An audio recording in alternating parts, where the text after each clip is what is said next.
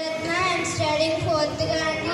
My school name is Satyar English Medium Primary High School. I am telling about కీర్తనలు 102 కీర్తనలు ఒకటి నుంచి 8 వచనములు.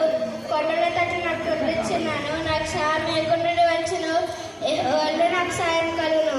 ఆయన భూమి ఆకాశంలో సృజించిన వాడు, ఆయన నీ పాదములు తొట్టిల్ల నీడు, నిన్ను కాపాడువాడు కునుకడు, ఇశ్రాయేలు కాపాడువాడు కునుకడు, నిద్రపోడు. యెహోవా నిన్ను కాపాడును, ఆయన నీ కుడి పక్కన యెహోవా నీకు నేడుగా ఉండును.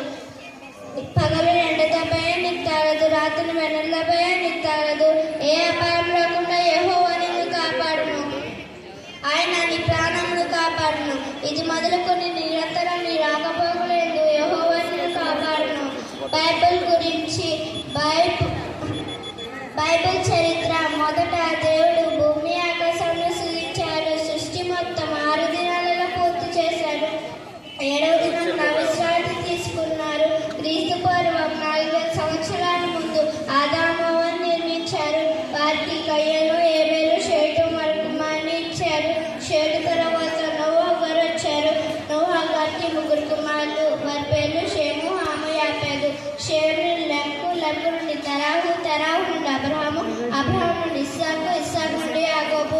యాకోబు గారికి 12 కుమారులు. యోసేపు చనిపోయిన తర్వాత ఇశ్రాయేలు రాజ్యం బానిసత్వంలోకి వెళ్ళారు.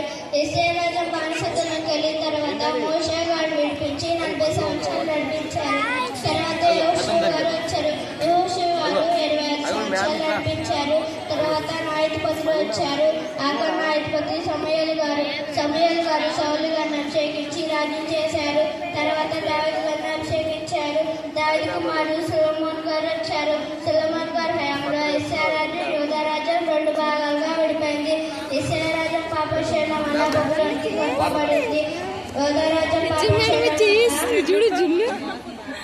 బబులోనుకి పంపబడింది. తర్వాత పార్శిక రాజ్యం వచ్చింది. పార్శిక రాజ్యాన్ని 4 రాజులు పరిపాలించారు. వారి పేర్లు కోరెషు, దర్యావేషు, అశ్వరుష, అర్తహషస్త. తర్వాత అలెగ్జాండర్ ది గ్రేట్ వచ్చారు. బైబిల్లోని కాలాలు. ఆదాము గారి